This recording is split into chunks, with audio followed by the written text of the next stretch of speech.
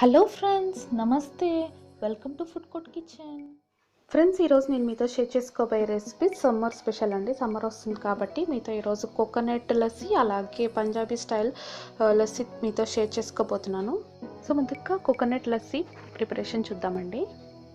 So ముందుగా మనకు చాలా లేతగా ఉన్న కోకోనట్ కావాలండి. ఇదైతేనే టేస్ట్ అనేది చాలా బాగుంటుంది.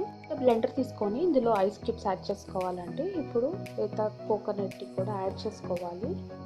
అలాగే కోకోనట్ వాటర్ కూడా యాడ్ చేసుకోవాలండి. టేస్ట్కి సరిపడినంత షుగర్ కూడా యాడ్ చేసుకోవాలి.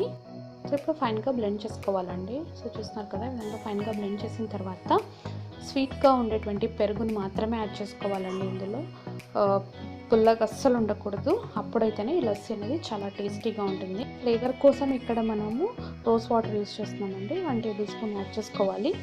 ఒకసారి అంతా కూడా చక్కగా మిక్స్ చేసుకొని ఇప్పుడు సర్వింగ్ గ్లాస్లో తీసుకొని సర్వ్ చేసుకోవాలండి. చూస్తున్నారు కదా, ఎంతో టేస్టీ అయినటువంటి అలాగే చాలా హెల్దీ అయినటువంటి కోకోనట్ లస్సీ రెడీ అయిందండి. ఫైనల్గా సర్వ్ చేసుకొని చిల్డ్గా ఎంజాయ్ చేయొచ్చండి.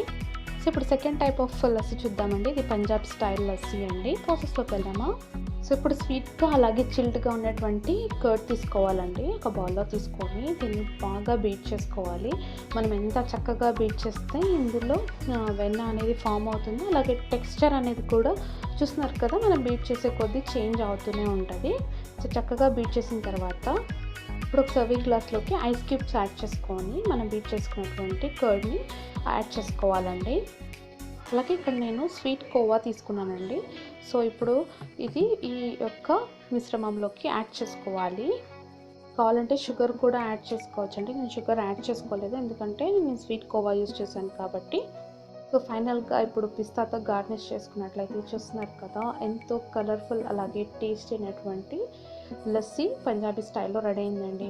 సో ప్రిపరేషన్ చాలా సింపుల్ కదండి, అలాగే చాలా టేస్ట్గా కూడా ఉంటుంది. సో మీకు ఈ 2 రెసిపీస్లో ఏ రెసిపీ నచ్చిందో మీరు ఒకసారి నచ్చినట్లయితే ట్రై చేసి మీ అభిప్రాయాలని తప్పకుండా కామెంట్ సెక్షన్లో తెలియచేయండి. ఫస్ట్ టైం నేను ఛానల్ చూసినట్లయితే ప్లీజ్ ఈ ఛానల్ని సబ్స్క్రైబ్ చేయండి. Thanks for watching.